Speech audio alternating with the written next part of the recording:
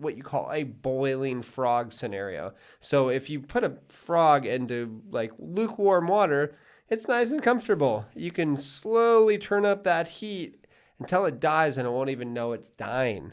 Okay, and that's the same thing with a social credit score or a CBDC attached to your social credit score.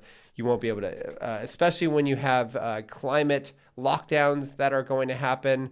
You know, if you disobey your climate lockdown, you travel throughout, you know, parts of the UK have what you have 15-minute cities, so you can't leave 15 minutes outside your city or something like that. And this is this type of stuff that they are working on right now. And it's not just happening in the UK, it's happening in Spain and all other Poland, I think, and many other places that they are testing this. So yeah, very interesting stuff. And that will be linked to your CBDC bioidentity.